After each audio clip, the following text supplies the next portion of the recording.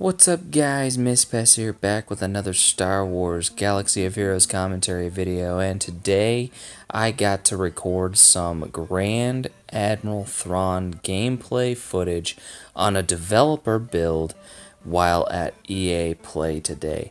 It was a whole lot of fun, even though the account was, because it's a developer build, you know, there are little quirks about it. It froze on me quite a bit. There were a few little lockup sessions where I had to restart the game completely. But all in all, I had a blast. I got to unlock him in all of his glory. And he's just amazing, guys. So bear with me here. I'm going to go through gearing Thrawn because I've seen a lot of people asking, you know, what are his gear requirements? What does he need? And once you get him to gear 7, it gets pretty hairy from there. You got a lot of Carbonti sensor arrays, you got a few stun guns, you got some stun cuffs that you need to get. Of course you need one of those Mark 7 shield generators, plenty of the Mark 3 hollow projectors, a few of the Mark 5 Acrid, I don't know what they're called, the droid collars, the Rancor reward droid collars, and then just a handful of other just hairy pieces of gear. He's gonna have a very steep purple gear requirement, so be prepared to spend a lot of time and resources gearing up your Admiral Thrawn. The good thing about the gear mystery is that it will be 100% solved once the SWGoH.gg database is updated with Thrawn's information. Fun note, we got to meet the guy who does Star Wars Galaxy of Heroes.gg out here at EA Play. He's a super cool dude. And they've got some really awesome stuff planned for the website. So definitely go link your account SWH.gg or SWGoH.gg because it's just an awesome resource. It's an awesome website. And if you're not using it, you are missing out because, like I said, once they get their website updated, you will be able to see Thrawn's full gear requirements, separated out by tier, or just the full-on gear list that tells you straight up how many Carbonti sensor arrays. So if he requires 550 Carbonti sensor arrays or 400 or however many he needs, it'll tell you straight up there on the website. So definitely go check out SWGoH.gg and link your account if it's not already done. Now, shifting gears over to his abilities now. His abilities are really unlike anything we've ever seen in the game. They are not just complex, but they have different effects when used against bosses, raid bosses. So, his basic attack is called Manipulate. It deals special damage to a target enemy, grants them speed up for 1 turn. Or, if they already had ability block, inflicts stun for 1 turn instead. When the speed up expires, it inflicts ability block for 1 turn. These effects can't be resisted against raid bosses. Now those previous effects were against regular characters. Against raid bosses, it deals special damage to the target enemy and inflicts defense down for 2 turns, which can't be defended, or rather resisted. This is great news because potency doesn't affect Thrawn at all. Nothing can be resisted against Thrawn. Now, it can be evaded, but it can't be resisted, so that's really awesome, because you don't have to worry about having TIE Fighter Pilot, which you'll probably want to run TIE Fighter Pilot anyway, because he's just awesome, and he inflicts ability block with his special attack, so that's kind of a free potential stun for the next time Thrawn comes around, but they can be evaded. So you don't necessarily need tenacity down to make sure that those effects are sticking. His first special ability is called Fracture, and it deals special damage as well to a target enemy 4 times. It dispels all buffs on them, removes 50% turn meter, and inflicts Fracture until the start of Thrawn's next turn or until Thrawn is defeated. This Fracture cannot be copied or dispelled, and the attack can't be evaded or resisted. This can't be evaded or resisted. Fracture on characters will affect their speed. It sets their speed to 0. They can't gain buffs, bonus attacks, or bonus turn meter. They are frozen in time and cannot be affected by anything. Fracture on raid bosses subtracts their reduces their speed by 50%. So if they're at 150% speed, it'll only reduce it to, whatever it is. But it reduces their speed by 50%, and that does not stack with speed down. So that's really cool as well. And you don't have to worry about the raid boss evading or resisting that attack. That's really cool. His second special ability is called Grand Admiral's Command. You swap your turn meter with a target other ally, and then dispel all debuffs on Thrawn and that ally, and they recover 40% protection. That's really cool. Thrawn's leader ability is Legendary Strategist. Empire allies have 15% max protection, 25% offense, and gain 20% turn meter whenever they resist a detrimental effect or suffer a debuff. That's whenever they resist or suffer a debuff. Whenever an Empire ally gains or loses a status effect, they also recover 2% protection. Empire allies gain a new special ability, Maneuver. Dispel all debuffs on this character and gain 50% turn meter. That ability, the unique ability, has a 3-turn cooldown. So, that is with the Zeta. The Zeta text, or rather the Zeta effect, is the gain and loss of status effect, gaining 2% protection. Keep in mind there, status effect. It doesn't say positive or negative, it is all status effects. So whenever anybody on your squad gains a buff or a debuff, and whenever they lose that buff or debuff, they recover 2% protection. That is pretty huge against a team like Darth Vader or a team that does put out a whole lot of debuffs. Your team is going to be getting a lot of protection back, especially when you factor in the 15% max protection added on top of the leader effect of Legendary Strategist. This leader ability is really awesome, and even if you don't have the Zeta, it's still a pretty strong leader ability, especially for Empire. His unique ability is equally as incredible, called Ebb and Flow. Without the Zeta, it reads, Thrawn has a 50% counter chance, 50% tenacity, and minus 50% speed whenever any enemies are fractured.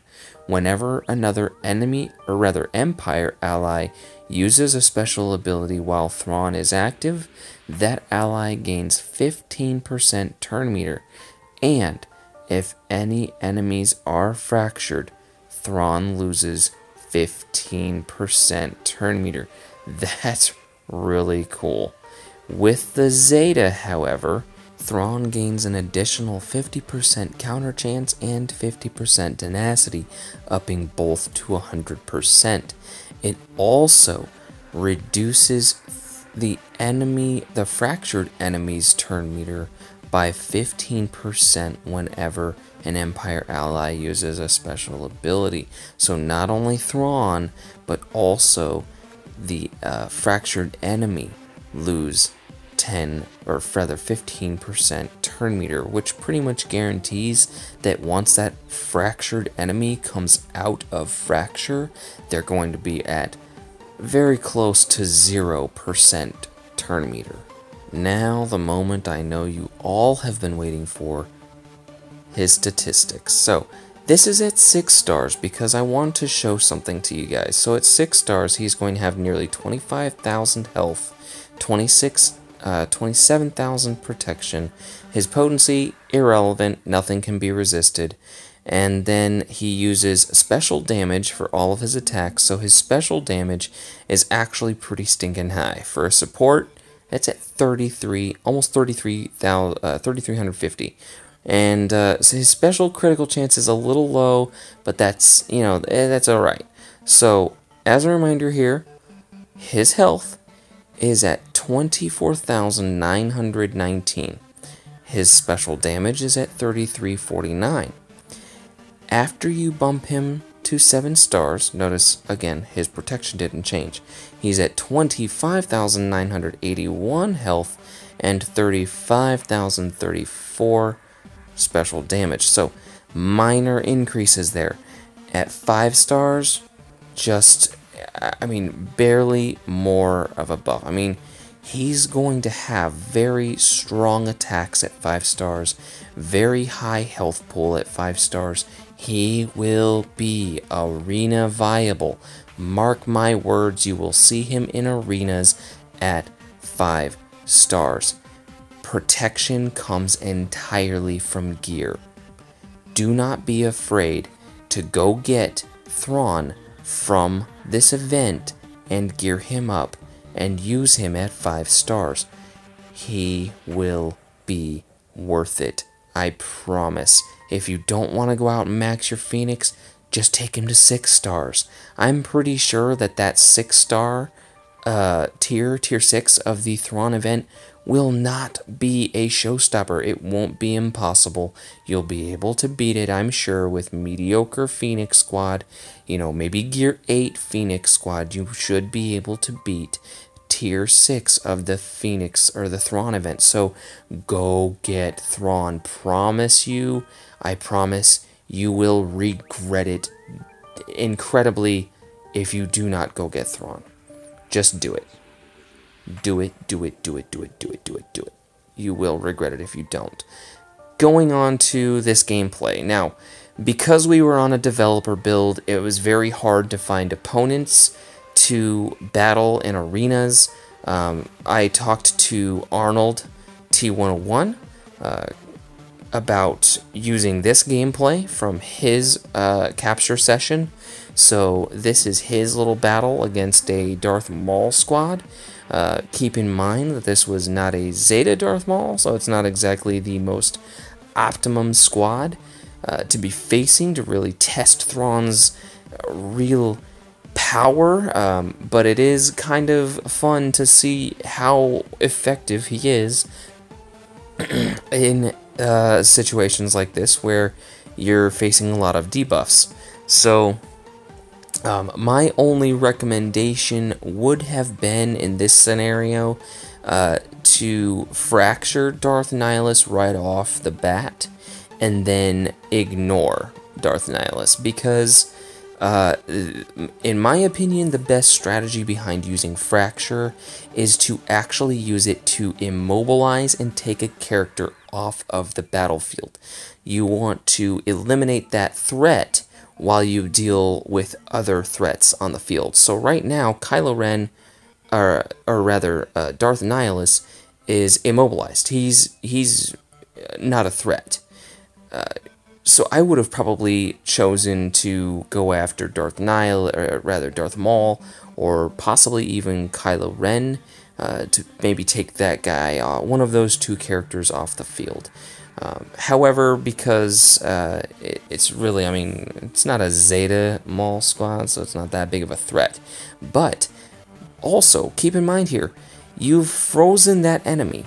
They cannot gain any buffs, which means that if they...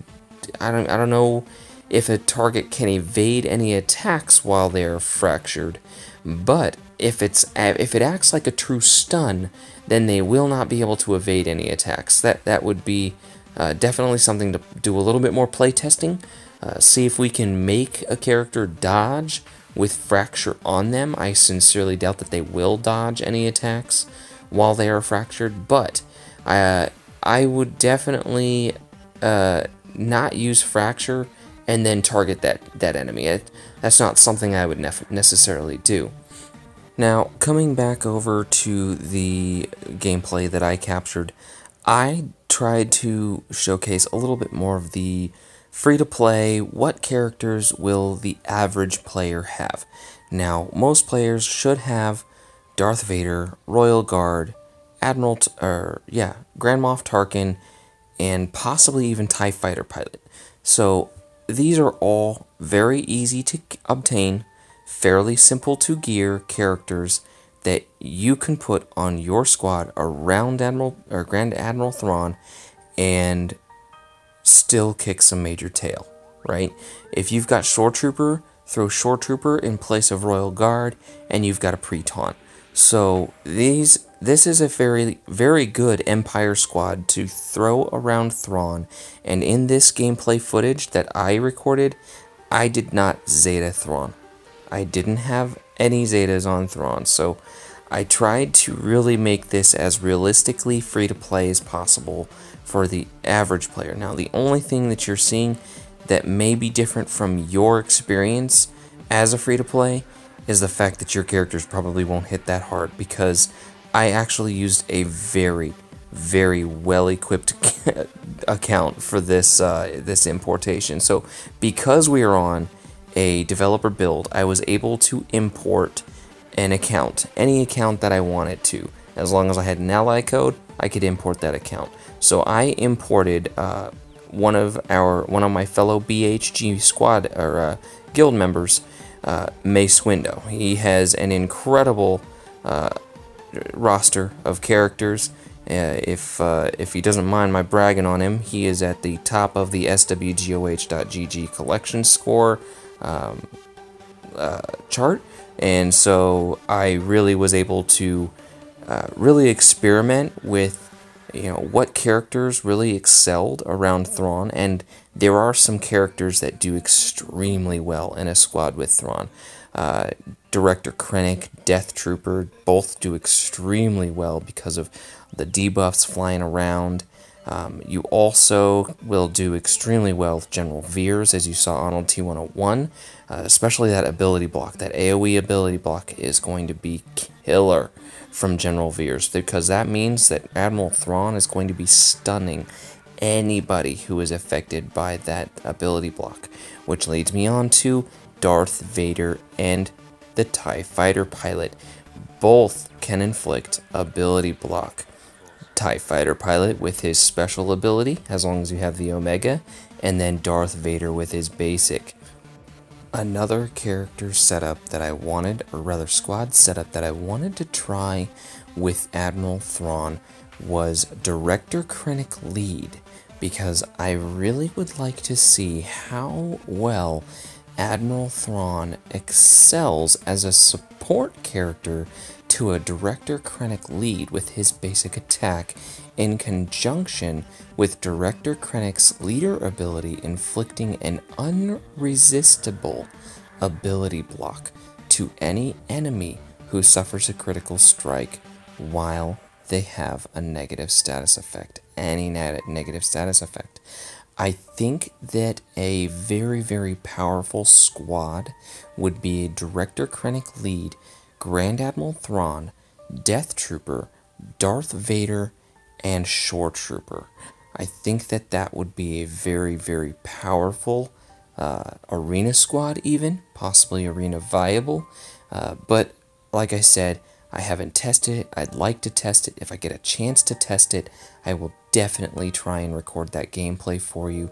In the meantime, guys, video's getting really long, and I was hoping to keep it under 20 minutes, and I'm pushing that limit already, but there's just so much to talk about with Thrawn. Bottom line is, go out, get him to at least 5 stars. It shouldn't be hard, and then if you level him up, Honestly, personally, I think his unique is going to be the best of the two Zetas. That's if you want to give him a Zeta. I personally think you'll be able to run him at least as a support without the Zeta and still have a lot of fun. He will definitely make Empire far more survivable though if you do Zeta his leader ability. In the meantime, guys, I really appreciate you watching. I had a lot of fun out here at EA Play. We still got one more day left. I've got links to the other game changers down in the description below, so definitely go check them out. They all did really cool videos on Thrawn as well.